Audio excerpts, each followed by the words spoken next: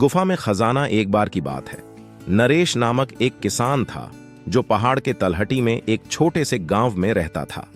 नरेश के पास जमीन का एक छोटा सा टुकड़ा था जहां वह गेहूं, चावल और सब्जियां उगाता था।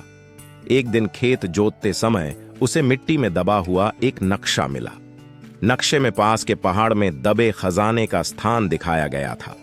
नरेश बहुत उत्साहित हो उठा और उसने खजाने की खोज पर जाने का फैसला किया। उसने अपने सारे औजार समेटे और अपनी यात्रा पर निकल पड़ा। कुछ घंटे चलने के बाद वह पहाड़ की तलहटी में पहुंचा। उसने चारों ओर देखा और एक छोटी सी गुफा पाई। उसने भीतर जाकर सोने और जवाहरातों का ढेर देखा। उसे अपनी आंखों पर विश्वास नहीं हो रहा था। उसे खजाना मिल गया था। नरेश बहुत खुश हुआ और अपनी झोली में उतने ही खजाने भरने लगा जितने वो ले जा सकते था। लेकिन जैसे ही वह गुफा से निकलने वाला था, उसे तेज आवाज सुनाई दी।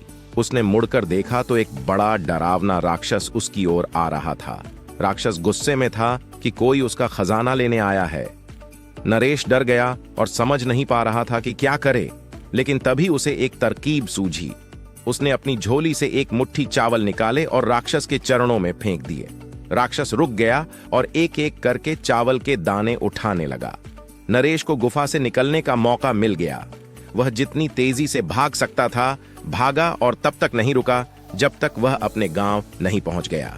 जब वह गांव आया तो उसने सभी को अपने साहसिक कार्य के बारे में बताया और उन्हें वह खजाना दिखाया जो उसे मिला था।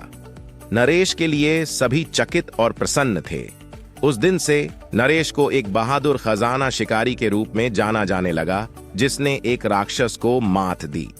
उसने अपने गांव में लोगों की मदद करने और खुशहाल जीवन जीने के लिए खजाने का इस्तेमाल किया।